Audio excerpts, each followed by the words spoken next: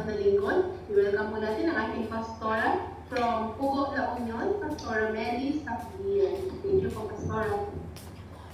Good morning po. So, sa lahat, tayo po ay manalangin. Hindi? Sure. Panginoong Isus, maraming salamat sa buhay ng po sa bawat isa sa amin, sa kabila po ng aming kakulangan sa amin. Kami po ay patuloy na nagpapakumbaba sa iyong harapan. Kami po ay humingi ng kapatawang sa lahat po ng amin, na po kami, linisin po kami sa iba ng dugo na siyang nabuhos sa bundok ng Kalbaryo. At aming tinataas sa inyo ang aming pag-aaral ng iba ng salita. Pagunahan po ninyo ang iyong lingkod as you cover me with your precious blood. At hayaan po ninyo na kayo po ang may taas sa kaligitnaan ng aming pag-aaral ng iyong banal na salita. Ito pong aming samudalangin sa pangalan ni Jesus na aming tagapagligtas. Amen. Hello po, good morning po sa ating lahat, mga kapatiran dito sa Luzon, Visayas, Mindanao. Mga kapatiran sa jail po, marami po mga kapatiran nandiyan sa Visaya at Mindanao. At hinihiling po namin, hinihiling ko na yung pahiram po natin ng ating tenga. Sabi po na, ang salita ng Diyos, paulit-ulit po na sinasabi ni Jesus na kung sino man ang may pandinig, makinig po. Binigyan po tayo ng tenga na makinig po ng salita ng Diyos. Kahit po tayo ay nanampalataya na, alam po na tumanggap na po tayong lahat sa Panginoon. Tinanggap na siya bilang ating tagapagsalita ng Diyos. Kasi ang salita ng Diyos,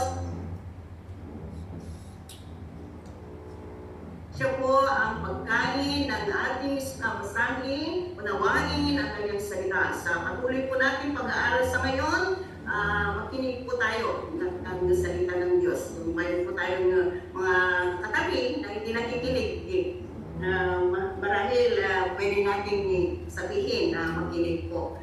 Ang ating pag-aaralan sa ngayon ay matatagpuan po sa 1 John chapter 2, verse 15 to 17.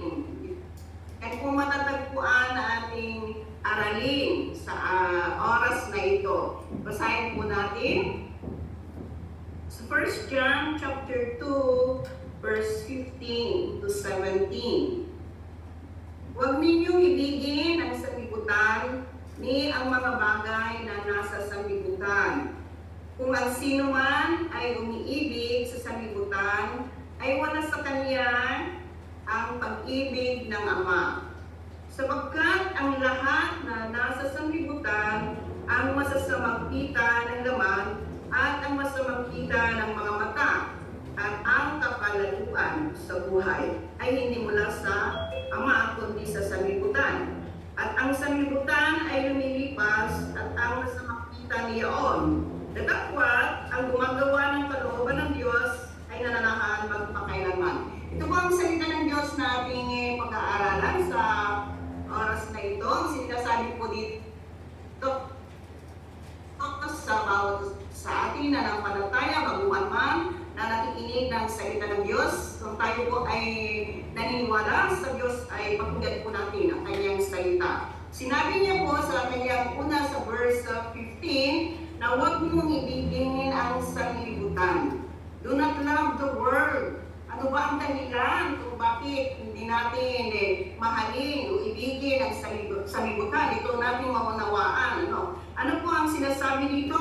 Ang mga bagay na nasa sanlibutan. Do not love the world, neither the things that are in the world. Bakit po kailangan na hindi natin mahalin o ibigin ang sanlibutan? Ang mga bagay na nasa sanlibutan. Ito po kasi ang sabi ng salita ng Diyos. Sino man ang umiibig sa sanlibutan ay wala sa kanya ang pag-ibig ng love the world. Nandito naman tayo sa world. Nandito pa tayo sa lupa. Nabubuhay po tayo dito sa lupa. bilang mananampalataya, ating unawain kung ano ba ang sinasabi dito na huwag natin ibigin ang sanlibutan, ni ang mga bagay na nasa libutan. Nandito po sa verse 16, malalaman po natin ang tatlong bagay na binabanggit dito sa kanyang salita.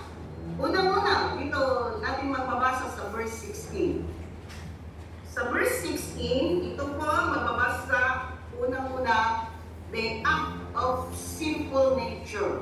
Okay, makikita po natin yan. Act of sinful nature. And I be craving for physical pleasure. Yung bang dinidesign natin, yung ginawa natin, hindi po natin nalalaman na yung ginagawa natin pala ay masama sa harapan ng Diyos. So dito muna, mga masamang kita ng laman. Yung ginagawa po natin dito sa mundo, na ang alam po natin ay okay lang, pero masama pala sa harapan ng Diyos. Halimbawa na lang sa pagkain. Baka, example, pasto. Pero ano nangyayari dito sa mundo? Kain ng kain, ba? Sobrang pagkakain, mga dyan, ang maraming kinakain. Kung sobra, diba? Lahat ng sobra, masama, diba? Halimbawa lang po yun. Ano pa ang mga halimbawa po natin? Sobrang pagtulog. Tulog ng tulog, hindi ka na makatulong sa trabaho.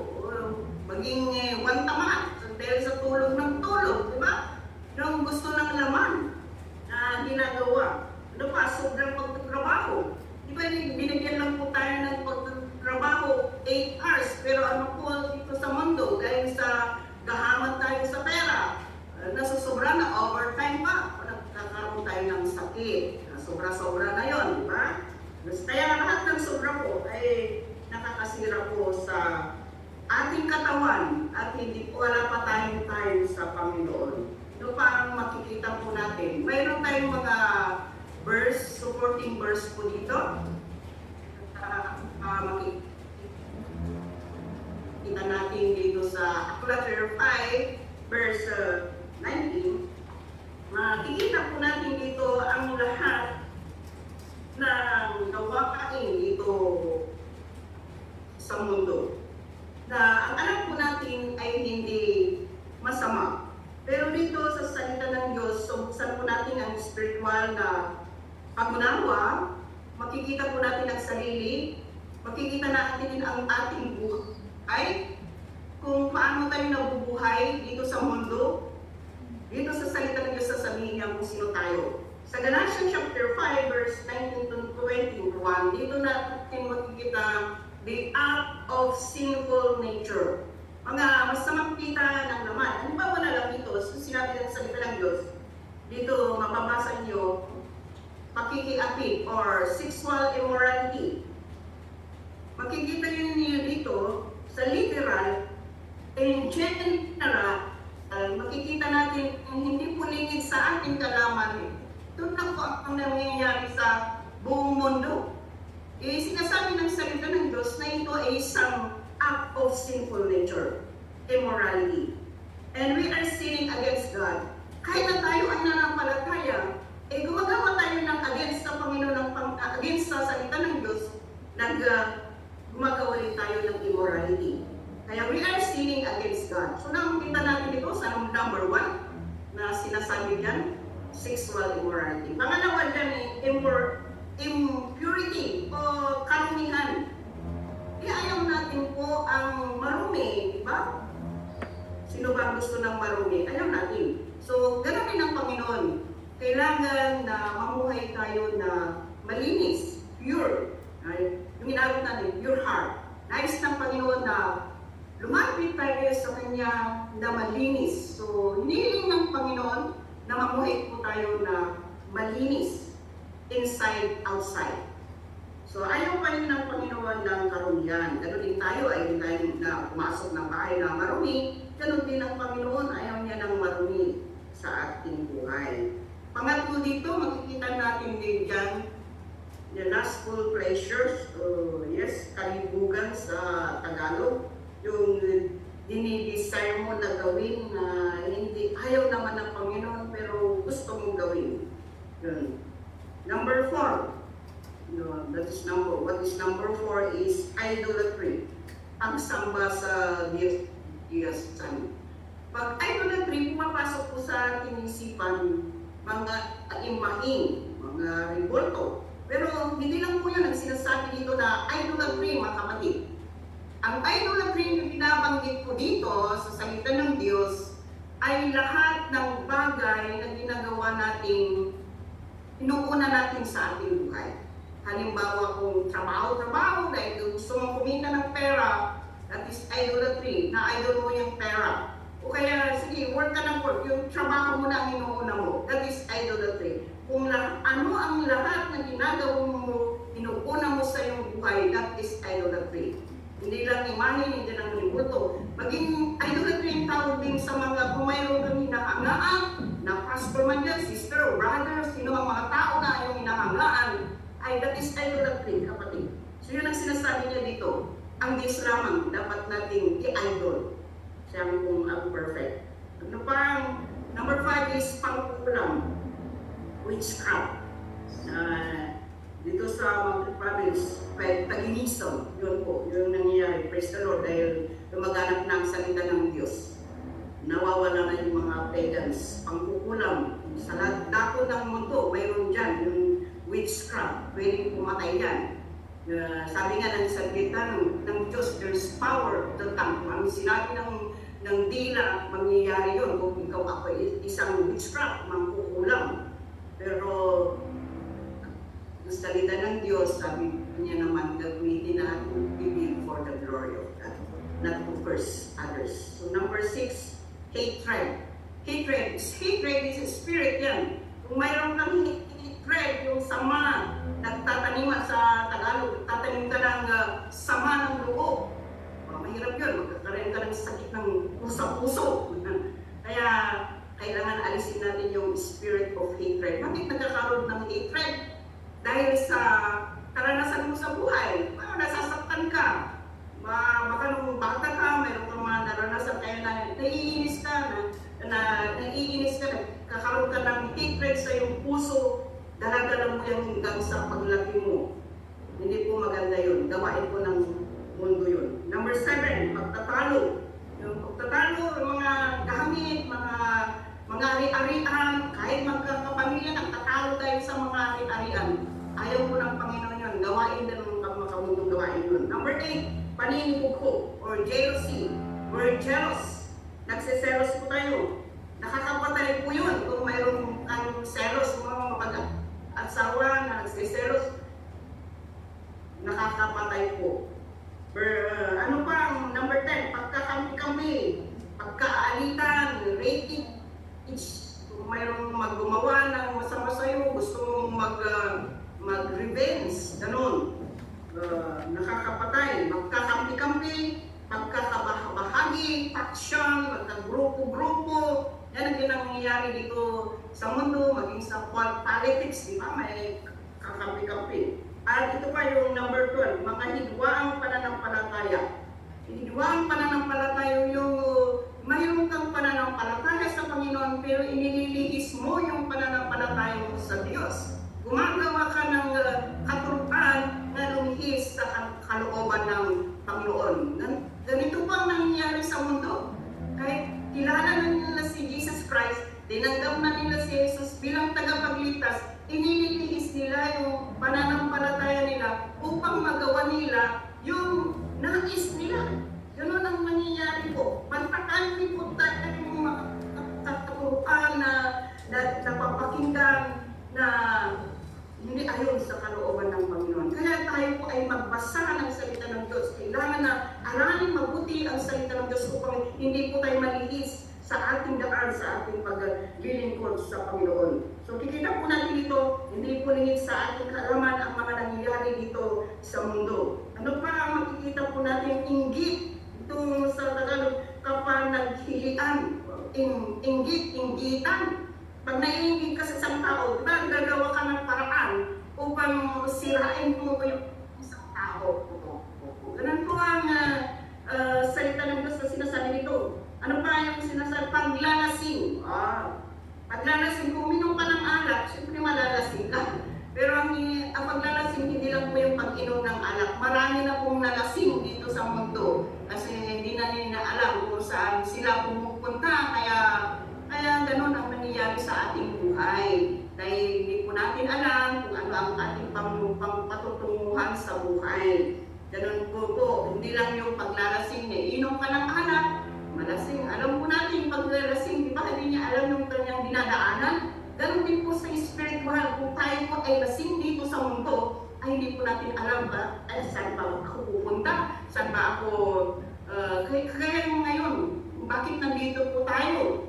At mapalad po kayo dahil kahit nandiyan sa loob, nakikinig po kayo sa salita ng Diyos. Pag nasa labas kayo, ewan ko, mapakinggan nyo ang salita ng Diyos. So dito natin makikita ang mga gawain ng laman. Ayan, masasamang pita ng laman. Isa pa dito na nabanggit ito, kalayawan. Yung sinasabi niyo, awit na laki sa layaw. Yung gusto niyang gawin, ang ginagawa niya. At marami pang hindi nabanggit dito sa salita ng Diyos. Ang katulad nito, yung mga pilosopo, wala namang ganito, hindi pwedeng gawin, di ba? Pero sabi po ng salita ng Diyos, lahat ng katulad nito, ay sabi niya, ay hindi nila matatanggap ang buhay na walang hanggan. Yun po ang reward. Hindi makipagmana sa kaharian ng Diyos. So dito natin nakikita ang sinasabi ng salita ng Diyos, huwag natin ibigin ang sanglibutan, maging ang mga bagay na nasa sanglibutan. So dito natin nabasa mga ilan lamang po ito. Marami pa po. Habang nagpapatuloy po tayo na nag-aaral ng salita ng Diyos, marami po tayong matutunan. At ayaw po ng Panginoon na makikita po itong ating nabasa mga gawain act of sinful nature. Nais ng Panginoon na mabago po tayo. Amen. Amen po ba, mga kapatid, na papakinggan nyo? Amen. Taas po ninyo ang kamay kung napakinggan nyo. Praise God. Thank you. Hallelujah. Punta po tayo sa pangalawa. Masamang pita ng mata. Wow. Bakit itong mata natin, mga kapatid, ito po ay nagagamit sa masama. Di ba? Kung may ikaw po ay hindi nanampalataya, mayroon kang nakita, pupunta sa mata, lalabas sa bibig, marites. So, nagmamarites ka na. Diba? Nagchichismis ka ng kakapwa mo. Ito kasi itong mata natin na nagagamit sa pagkakasala. Ano pa nakikita niya? May nakikita ng mga tao na nagsasabi ng masama sa'yo. Magkakaroon ka na negative thoughts, masamang pag-iisip, kaya papatay ka, magkakaroon ka ng desire na pumatay, magkasasaktan ka lang, gusto mo nang patayin yung isang tao. Ano pa? Kung mayroon kang nakita na nahulog na pera, na nakita mo, yung mata mo nagagamit, o di kinuha mo yung pera, instead na ibalik mo niya, hindi, kinuha mo na, pag-aari mo na yun. So itong ating mata, minsan, hindi natin nalalaman, nagagamit pala sa masama. Pero ang sabi ng Panginoon, ang ating mata, gamitin po natin na magpuri sa Panginoon. Makikita natin yung mga magagandang bagay na ginawa ng ating Panginoon at pupurihin po natin siya. Diba? Magagandang bagay, hindi po yung mga negative, kasi yung negative yung magbibigay ng masama sa iyo. Pero positive po, yung mata natin kailangan na mabago rin, born again din. Kaya kung tayo po ay tumanggap na sa Panginoon, ma-born again na ang ating pagkatao. Yan ang nais ng Panginoon. Sabi nga, isang verse, hindi pa natin magbasahin yun, sabi niya, mas maganda na bulag ka na pumunta sa langit. Kaysa naman, may kumpletong mata mo, pupunta ka naman sa walang hanggang kaparusahan. So, kailangan na, ibig sabihin yun, you stop sinning. Huwag po natin hayaan ang ating mata na magamit sa kasalanan. po yung sabi dyan. Pangatlo po dito, yung sinasabi dito, ang pangatlo, pride. Pride of life.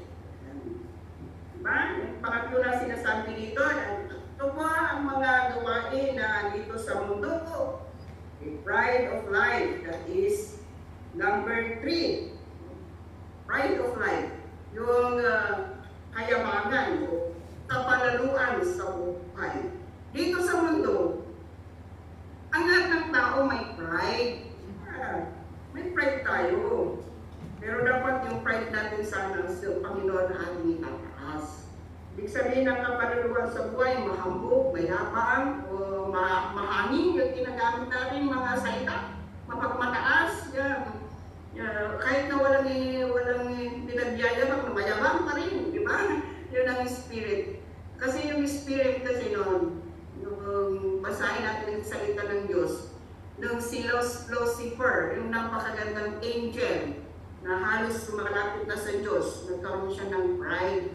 Kaya nung nagkaroon siya ng pride, binagsak ng Panginoon. Inalis ng Panginoon dyan sa langit, binagsak sa lupa. Kaya yung spirit of pride, ayan, yan na po ang ginagawa ng lahat ng tao, kahit walang pinagyayabang, mayabang pa rin. Pero ayaw ng Panginoon yun. Ayaw ng Panginoon ang pride. Kasi itong mga binanggit natin, nasa sanlibutan po yan. Yan ang sinabi niya. At sinabi ng salita ng Diyos, kung may pride po tayo po ay mayakabang, ay babagsak po tayo ng Panginoon. Kung tayo po naman ay magpakumbaba, yun po ang hinahanap ng Panginoon sa atin. Magpakumbaba po tayo at tayo po ay itataas ng Diyos. Lahat ng nagpapakumbaba. So, kailangan po natin na huwag po natin ibigin. Yan po yung sinasabi ng Panginoon sa verse 15. Do not love the world, neither the things that are in the world. Yan po ating mga nabanggit na bagay-bagay na nasa sanlibutan. At sa verse 17, itong mga bagay na ito, lilipas mga kapatid, lilipas yan. Pero, ang sabi ng salita ng Diyos, but the man who does the will of God lives forever. Wow! Ganda ng salita ng Diyos. Kung buhay po tayo ayon sa kalooban ng Diyos, tayo po ay mananahan sa Kanya. Hallelujah! So, palakpakan po natin ang Panginoon. Palakpakan po natin ang Panginoon, mga kapatid. Hallelujah! Thank you. Ibig sabihin, nakikinig kayo, kaya bumalakpak kayo. Thank you. Ano po ang dapat natin gawin? Ito lang pa, last thing, next lang. Ano ang dapat natin gawin? Una-una, magpasakop sa kalooban ng Diyos. Lahat po tayo, mga kapatiran, naniniwala, nanampalataya sa Panginoon, magpasakop tayo sa kalooban ng Diyos. Hindi po yung sarili natin. Magpasakop po sa kalooban ng Diyos.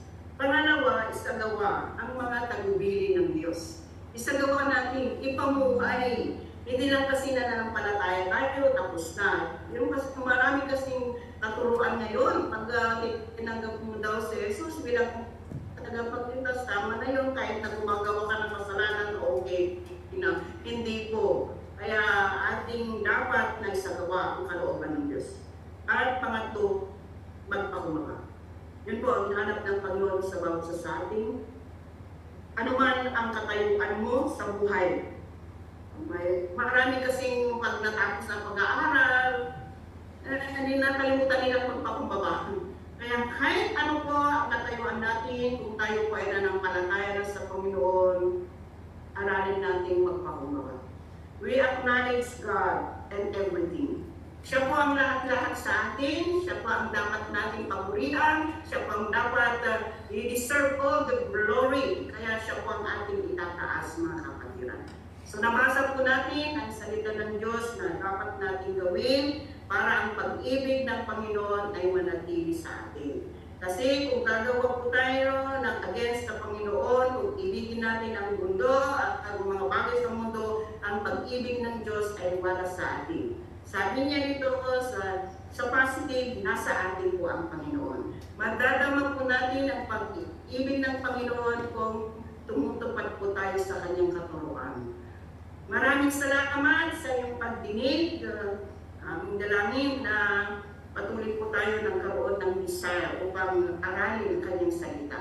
Kasi may ilang ating panahon ngayon na nag-aaral ng salita ng Diyos, but we have time, more time to listen to the Word of God, more time to read and understand and pray para maunawan po natin yung salita ng Diyos at hilingin din natin sa Kanya na tulungan po tayo na mamuhay ayon sa Kanyang kalooban. Tayo po ay manalangin. Maraming salamat, Panginoon, sa iyong wagas na pag-ibig. At narito ang iyong mga banal na salita na aming nabasa na patuloy na nag-guide sa amin upang hindi kami mamuhay sa makamundong gawa. Siliwan po ninyo ang iyong banal na salita sa aming puso at hayaan mo, Panginoon, na iyong kalooban ang siyang may patupad sa bawat buhay ng iyong mga anak. Maraming salamat.